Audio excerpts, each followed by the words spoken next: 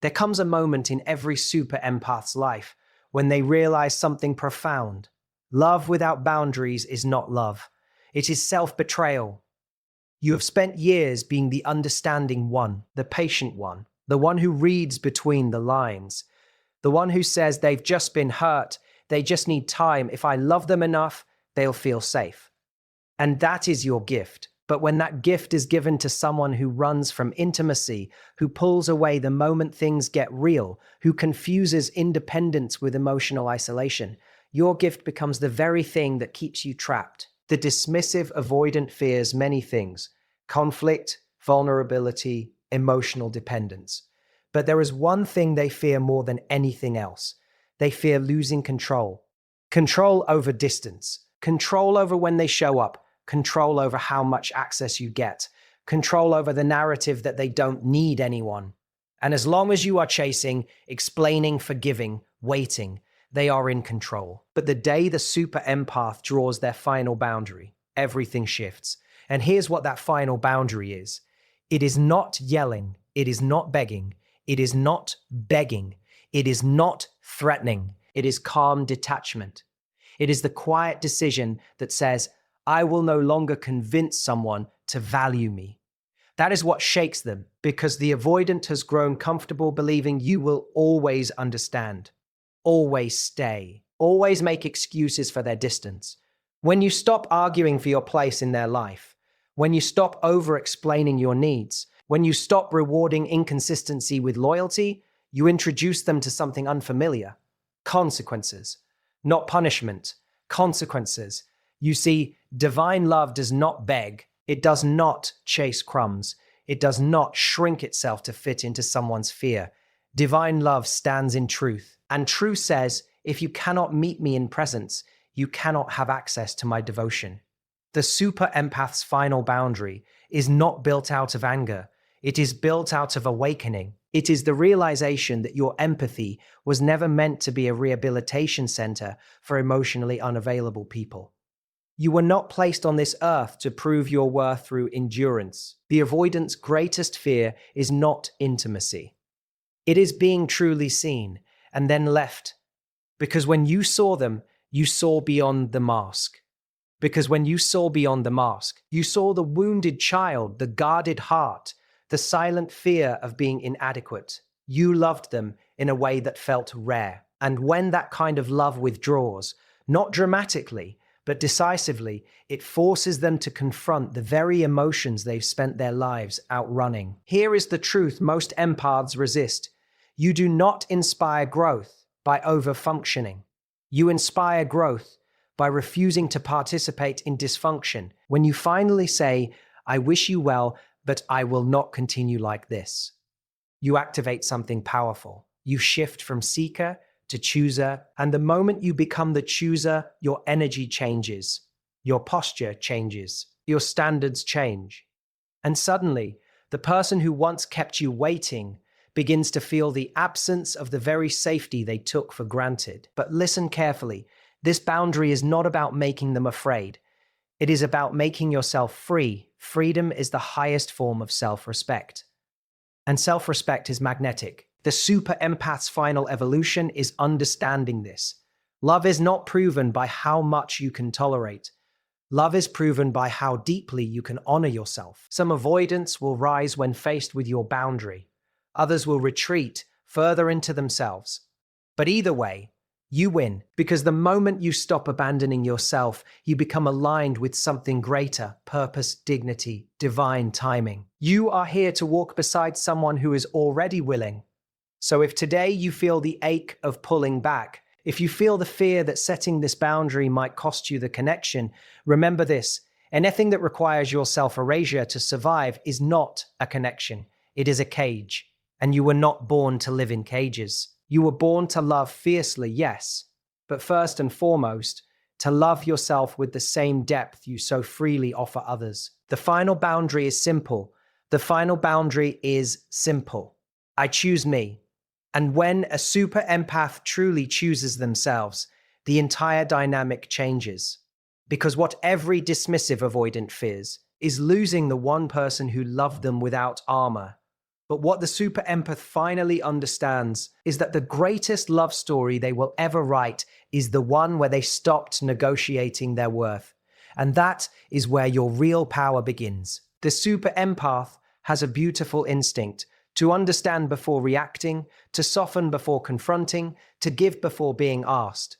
You don't just hear words, you hear the pain behind them. You don't just see behavior, you see the wound driving it.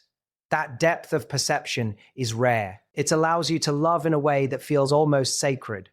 But when that instinct goes unchecked, it slowly turns into overgiving and over-understanding at your own expense. Overgiving doesn't begin as weakness. It begins as generosity. You tell yourself, I can hold a little more. I can be patient a little longer. They've had a hard past. And because you are capable of emotional range, you stretch. You stretch your time, your energy, your standards. You stretch your silence when something hurts you. You stretch your explanations to justify their distance. At first, it feels noble. It feels like strength. But here's the quiet danger. Every time you overextend to preserve the connection, you train the other person that your limits are flexible, even when they shouldn't be. The super empath often confuses empathy with responsibility. You feel someone's pain so deeply that you unconsciously make it your job to fix it. If they withdraw, you think, how can I make them feel safer? If they become cold, you think, what did I do? If they fail to show up, you think, maybe they're overwhelmed. You become the emotional translator in the relationship. The one who explains their behavior to friends. The one who smooths over conflict. The one who absorbs tension so things don't fall apart. But slowly, something begins to erode. Your needs get postponed. Your standards get negotiated. Your exhaustion gets normalized. And because you are strong, you can endure it longer than most. That's what makes it dangerous. Over-understanding is particularly seductive. You pride yourself on being emotionally intelligent. You can see childhood wounds. You can identify attachment styles. You can spot trauma responses. But understanding someone's patterns does not mean you are meant to tolerate them. There is a massive difference between compassion and self-abandonment. Compassion says, I see your pain. Self-abandonment says, I will ignore mine. When you consistently choose their comfort over your truth, you start shrinking in subtle ways. You stop bringing up things that bother you because you don't want to overwhelm them. You downplay your desires because they seem too much. You become hyper-aware of their moods, adjusting yourself to maintain harmony. This is where the super empath loses balance. Love becomes performance. You perform patience. You perform understanding. You perform strength. And because you rarely explode or demand, the other person assumes everything is fine. But beneath the surface, resentment builds, not because you are unkind, but because you are human. Overgiving creates an invisible contract. You tell yourself, if I show up like this, eventually they will too. If I love consistently enough, they will feel safe enough to meet me. Sometimes that happens, often it doesn't. And when it doesn't, the super empath feels confused. After everything I have done, why don't they see my value? The truth is harsh but liberating. When you give without requiring reciprocity, you remove the urgency for the other person to grow. You become so adaptable that they never have to stretch. Your empathy is powerful, but it was never meant to be a substitute for mutual effort. Healthy love requires two people willing to take responsibility for their own healing. It requires two nervous systems leaning toward each other, not one overfunctioning while the other retreats. The moment you recognize your pattern of overgiving is not the moment you become cold. It's the moment you become conscious. You can still be compassionate. You can still be understanding. You can still love deeply. But now you ask a different question. Am I giving from fullness or from fear of losing them? That single awareness changes everything. The dismissive avoidant does not fear love in the way most people assume. They don't wake up thinking, I don't want connection. In fact, beneath the surface, many of them deeply crave it. What they truly fear is emotional dependency and the loss of control that comes with it. For them, control equals safety. Somewhere in their Riley experience, relying on others felt unsafe. Maybe vulnerability was met with criticism. Maybe emotional needs were dismissed. Maybe independence was praised while sensitivity was shamed. So they adapted, they learned to self-soothe, they learned to downplay feelings, they learned to downplay feelings, they learned that needing someone was dangerous. And that adaptation followed them into adulthood. When connection begins to deepen, when intimacy starts to require openness, something inside them tightens. It's subtle at first. They may pull back slightly. They may need more space. They may focus heavily on work, hobbies, or independence.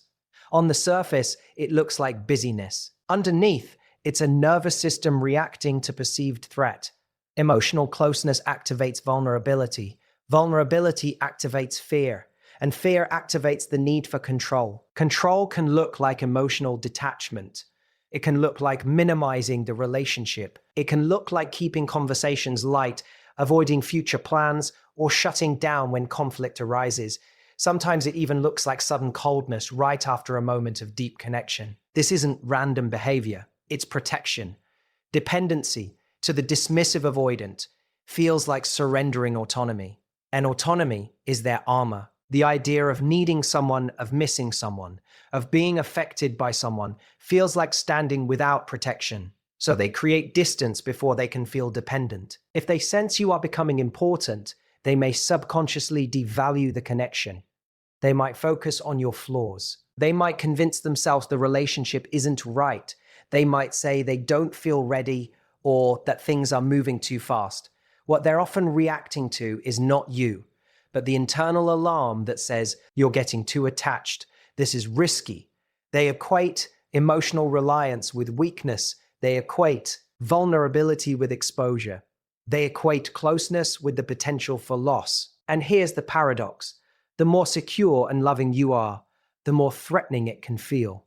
Because consistent love invites them to lower their guard. It invites them to be seen without their usual defenses.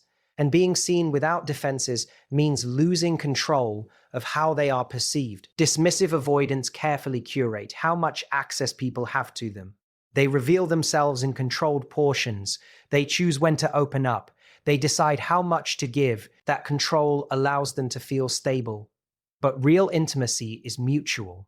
It requires shared influence. It requires allowing another person's needs, feelings, and expectations to matter. That's where fear intensifies. If your happiness affects them, if your disappointment affects them, if your absence would hurt them, then you hold power. And that feels terrifying. So instead of leaning in, they lean away. Instead of saying, I'm scared of needing you, they say, I just need space. Instead of admitting, this matters to me, they act indifferent. Indifference is safer than exposure. Emotional self-sufficiency becomes their identity. I don't need anyone. I'm fine on my own. I'm just not that emotional. These narratives protect them from confronting the deeper fear that if they let themselves depend on someone and it doesn't work out, the pain will be unbearable. Dependency means risk. Risk means potential loss. Loss means vulnerability they don't know how to process. So they avoid the risk. Understanding this does not excuse hurtful behavior, but it does illuminate the internal battle happening beneath the surface. The dismissive avoidant isn't running because they feel nothing. Often, they're running because they feel something they don't know how to regulate. The tragedy is that the very thing they protect, themselves from deep, safe connection, is the thing they quietly long for. But until they learn that vulnerability does not equal annihilation, and dependency does not equal weakness, control will always feel safer than closeness. And control, no matter how stable it appears, is a lonely fortress. One of the most seductive beliefs a loving person can hold is this: if I am patient enough, loving enough, understanding enough, they will change. It feels noble, it feels loyal, it feels like faith. But it is also one of the most dangerous illusions in relationships, especially when you are dealing with someone emotionally unavailable. Patience and love are powerful forces. They can create safety. They can inspire growth. They can heal wounds in environments where two people are mutually invested. But patience and love alone cannot transform someone who is not actively choosing to confront their own patterns. That's the part many super empaths struggle to accept. When you love deeply, you see potential. You don't just see who they are today, you see who they could become. You see glimpses of warmth beneath the distance. You see tenderness behind the armor. You see moments of effort that hint at something more. And those glimpses become fuel. You tell yourself, it's in there. I've seen their good side. They just need time. So you wait. You excuse inconsistency because you believe. You excuse inconsistency because you believe growth is happening behind the scenes. You tolerate emotional unavailability because you believe your steadiness will eventually make them feel safe enough to open up. But here is the truth that changes everything. No one evolves simply because someone else loves them well. Growth requires self-awareness. Growth requires discomfort. If the other person is not actively examining their own behavior, not seeking to understand their triggers, not taking responsibility for the impact they have, your love becomes cushioning, not catalyst. Instead of motivating change, it absorbs consequences. When you continuously stay despite your needs not being met, you unintentionally communicate that the current behavior is acceptable. Not because you say it is, but because you remain. Love without standards teaches people how little is required to keep you. This doesn't make you weak, it makes you hopeful. Hope is beautiful, but hope detached from reality becomes self-deception. You start bargaining internally. Relationships take work. Nobody's perfect. At least they're trying, and sometimes they are trying. But trying is not the same as transforming. Real transformation shows up in consistent action, not occasional effort. You cannot love someone into emotional maturity. You cannot be patient enough to override their fear of intimacy. You cannot sacrifice enough of yourself to inspire someone else to value you properly. Change happens when the pain of staying the same becomes greater than the fear of growing. And if your constant understanding prevents them from ever feeling the consequences of their behavior, they may never reach that turning point. This is where many empaths exhaust themselves. They become emotional life support systems. They regulate the relationship. They initiate hard conversations. They repair every rupture. They carry the emotional labor for two people. And because they are capable, they manage it for a while. But beneath the surface, something aches. Because deep down, you don't just want to be the strong one. You want to be met. You want reciprocity. You want someone who chooses growth, not because they fear losing you, but because they value becoming better. Patience and love are meant to nurture mutual effort, not replace it. When you believe that enduring longer will eventually produce results, you subtly place your future happiness in someone else's hands. You wait for them to wake up. You wait for them to realize your worth. You wait for them to become ready. And while you are waiting, you are postponing yourself. Love is not proven by how much you can endure without leaving. Love is proven by how clearly you can say, "This is what I need to feel safe and fulfilled." If someone rises to meet that clarity, growth becomes possible. If they resist, deflect, or remain unchanged, no amount of extra patience will manufacture readiness. The illusion that love alone can fix someone keeps many extraordinary people stuck in relationships that slowly diminish them. Real love does not require you to convince someone to evolve. It requires two people willing to do the work, separately and together. Anything less is not devotion. It is delay. Compassion is one of the most beautiful qualities a human being can possess. It allows you to see beyond behavior and into the heart. It softens your judgments. It makes you patient where others might be reactive. It gives you the ability to love someone, not only for who they are at their best, but also for who they are in their struggle. But compassion has a shadow side when it is not balanced with self-respect. The line between compassion and self-abandonment is thin, and many super empaths cross it without realizing. Compassion says, "I understand you're hurting." Self-abandonment says, "My hurt doesn't matter." Compassion allows space for someone's imperfections. Self-abandonment silences your own needs to keep the peace. At first, the difference is subtle. You tell yourself you're being mature, you're choosing your battles, you're giving grace, and those things are healthy in moderation. But notice what happens when you consistently override your own discomfort to maintain connect. Ion. You stop mentioning the comment that stung. You downplay the cancelled plans that disappointed you. You accept emotional distance without asking questions, not because it feels good, but because you don't want to seem demanding or too much. You become the regulator of the relationship. You monitor your tone. You soften your requests. You edit your emotions so they're easier to digest. You make yourself smaller so the other person doesn't feel overwhelmed. That is not compassion. That is self-erasure. True compassion includes you. It honors the other person's humanity without sacrificing your own. It recognizes someone's wounds while still holding them accountable for how they treat you. Self-abandonment, on the other hand, disguises itself as loyalty. It whispers, if you really love them, you'll stay quiet. If you're truly understanding, you won't push. If you're strong, you can handle this. But strength that requires silence is not strength. It is suppression. When you repeatedly choose someone else's comfort over your truth, you teach yourself a dangerous lesson that your feelings are negotiable. And once you start negotiating your own emotional reality, resentment quietly builds. You may not express it outwardly. You may still smile, still show up, still give. But internally, something begins to fracture. You feel unseen. You feel unprioritized. You feel alone in a relationship that technically still exists. That loneliness is the cost of self-abandonment. Compassion does not mean tolerating behavior that wounds you. It does not mean excusing patterns that consistently leave you depleted. It does not mean understanding someone so deeply that you forget to ask whether they are understanding you at all. There is a powerful truth many empaths must learn. You can validate someone's pain without validating their behavior. You can say, I understand why you struggle with closeness, while also saying, but I cannot accept being shut out. You can say, I know you've been hurt before, while also saying, that doesn't justify hurting me. Compassion without boundaries becomes enabling. Boundaries without compassion become cold. But when you combine the two, something transformative happens. You remain open-hearted while also remaining grounded. You stop rescuing and start relating. You stop absorbing and start communicating. Self-abandonment often stems from fear.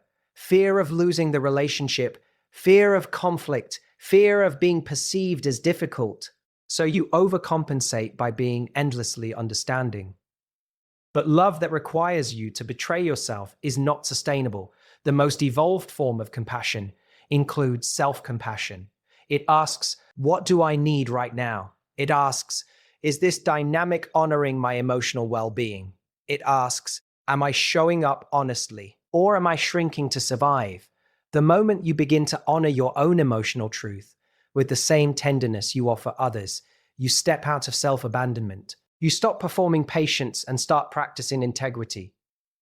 And integrity, living in alignment with your truth, is where real connection becomes possible. Because the healthiest relationships are not built on one person enduring more.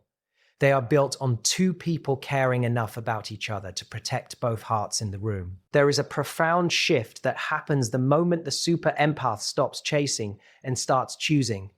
It is not loud. It is not dramatic. It is internal. But it changes the entire dynamic of a relationship. When you are chasing, your energy is outward. You are focused on securing connection, maintaining closeness, preventing distance. You analyze texts, you replay conversations, you look for subtle signs of reassurance. Your mood rises and falls based on their responsiveness. Chasing often doesn't look desperate on the surface. It can look calm, patient, composed, but internally you are working.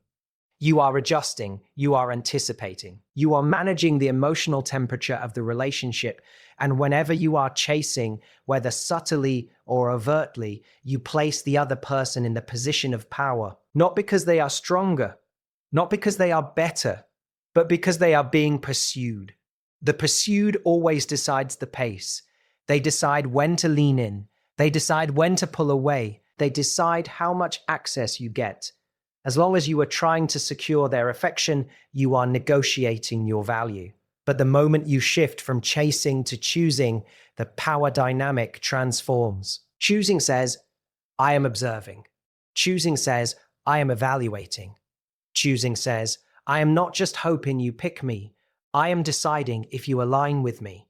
This shift is subtle but magnetic. When you stop over-functioning, stop initiating every conversation, stop over-explaining your needs, something changes, you create space. And in that space, truth reveals itself.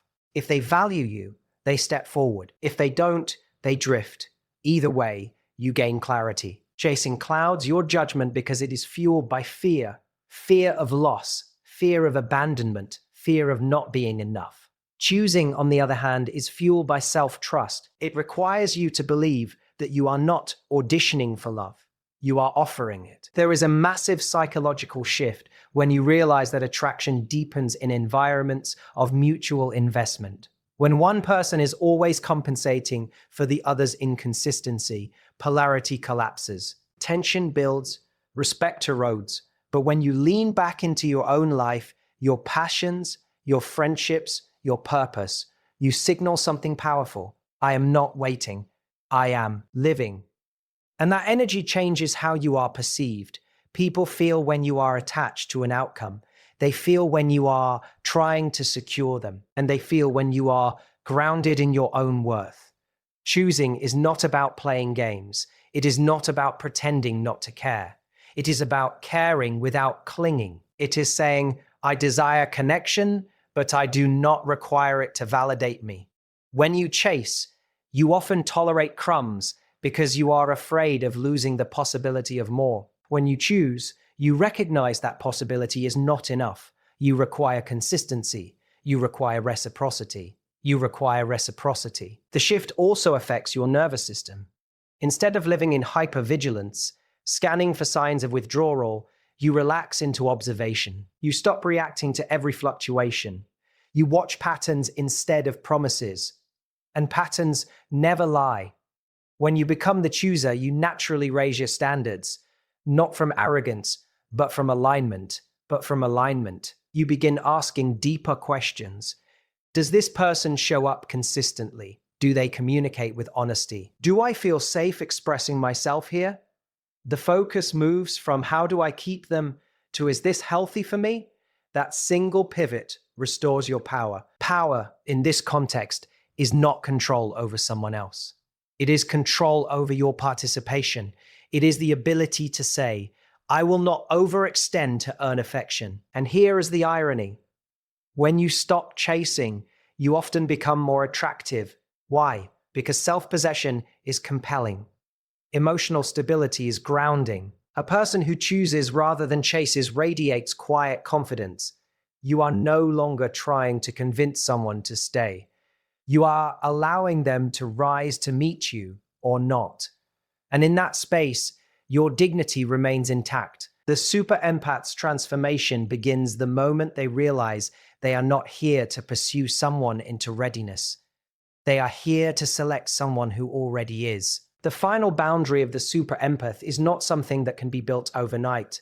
It is not a reaction to a single incident or a flare of anger. It is the result of years of seeing, understanding, and loving someone who is unwilling or unable to meet them fully. It is the moment when patience runs out, not because love has ended, but because self-respect cannot be postponed any longer.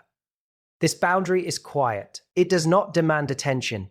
It does not come with ultimatums or accusations. It is not about proving a point. It is about claiming a space for oneself that is non-negotiable. The super empath stops over-explaining, stops rationalizing, stops arguing for recognition and validation, stops shrinking to fit someone else's fear of closeness. The final boundary says, in the calmest possible way, I will no longer negotiate my worth for your comfort. It does not say, I will punish you. It says, I will honor myself first. That is what makes it so potent, because it is not motivated by emotion or reaction. It is motivated by principle, by a quiet, unshakable alignment with truth. For years, the super empath may have tolerated inconsistency, avoided conflict, and excused distance. They have likely given explanations where none were asked, over-apologized for feelings they shouldn't feel ashamed of, and overextended themselves in the hope that love could inspire growth. But there comes a point where all the hope, all the patience, all the energy has run its course. That point is the moment the final boundary is drawn. It is deceptively simple. It can take the form of physical distance, emotional withdrawal, or a decisive end to certain patterns of interaction. But it carries enormous weight because the super empath is someone who sees deeply, loves fiercely, and feels profoundly. Their absence, their disengagement, their refusal to participate in dysfunction is not just noticeable, it is transformative. The final boundary forces the other person to confront themselves in a way they rarely expect. For someone emotionally avoidant, accustomed to taking without accountability, this boundary is disorienting. They have relied on the super empath's empathy, patience, and willingness to bridge the gap between distance and intimacy. The moment those bridges are removed, the dynamic shifts, the comfort of predictability disappears, the illusion of control is challenged, and that is exactly what the final boundary is designed to do. It is not a tool for punishment, but for realignment. It does not exist to manipulate or provoke fear. It exists to create space for truth, the truth of who you are, what you need, and what you will no longer compromise. It is a declaration that your emotional integrity is not optional, that your presence is not disposable, and that your value does not require external validation. For the super empath, the final boundary is both liberation and protection. It liberates them from the cycle of overgiving and under-receiving. It protects them from continued erosion of self-worth. It teaches that love is not proven by endurance, nor devotion measured by sacrifice at the cost of your own heart. Love is measured by mutual respect, shared effort, and aligned values. It is also transformative because it redefines how you engage with relationships moving forward. Once the super empathist this boundary, they no longer enter interactions with the same energy of chasing or overcompensation. They bring clarity, presence, and intentionality. They observe patterns rather than fix them. They offer love without surrendering themselves. And in doing so, they raise the standard for every connection they allow into their life. The final boundary is ultimately a sacred act of self-preservation. It is the moment when the super empath stops teaching someone else how to value them and begins showing the world and themselves how deeply they deserve to be honored. It is quiet, firm, and unyielding. And it is the point where freedom, dignity, and authentic love finally align. The avoidant's greatest fear is not confrontation, nor is it emotional depth in the abstract. It is being truly seen, fully understood, recognized, and valued, and then left. It is the realization that someone has witnessed the core of who they are, their vulnerabilities, their guarded heart, their unspoken fears, and has chosen to withdraw instead of enabling or excusing their distance. This fear is subtle, but immense because it threatens the very defense mechanisms they have spent a lifetime building. Dismissive avoidants craft walls to protect themselves from perceived emotional danger. They cultivate independence, minimize dependency, and keep intimacy at a comfortable distance. In doing so, they create an illusion of control over relationships, over attachment, and over their emotional reality. They believe that if they can maintain that distance, they will remain safe from disappointment, hurt, or exposure. But exposure is exactly what the super empath delivers, whether they intend to or not. Super empaths have a unique ability to see beyond masks, to recognize the patterns, traumas, and fears that others hide behind. They understand the motivations behind withdrawal, the reasons for resistance, the subtle pleas for safety in a world that has often been unkind. When a super empath loves, they love with eyes wide open. They see the fragile human beneath the armor, and they validate it with their presence, their patience, and their insight. This depth of understanding is simultaneously magnetic and terrifying to someone who avoids intimacy. On one hand, it is profoundly attractive because it mirrors a kind of love they may have never experienced. The love that sees without judgment, the love that acknowledges pain without minimizing it, the love that offers consistency without smothering. On the other hand, It is threatening because it removes the comfort of distance. It exposes the fact that they are being observed in ways they cannot control. It creates an internal tension they have long avoided. When the super empath establishes their final boundary, this fear crystallizes. The avoidant realizes that the person who once understood them completely is no longer available to normalize their avoidance. The super empath is no longer negotiating their presence or shrinking to accommodate emotional unavailability. They are choosing themselves, asserting their worth, and refusing to tolerate patterns that erode their dignity. For the avoidant, the experience is disorienting because it is unfamiliar. They are not used to someone seeing their core and responding with self-respect rather than over-accommodation. They are not accustomed to consequences that are calm, principled, and unwavering. They may try to retreat further, pull away, or rationalize their distance, but the super empath's boundary forces them to reckon with an uncomfortable truth. If they cannot engage in reciprocity, if they cannot meet the other Rosson's needs, they risk losing access to someone who truly values and understands them.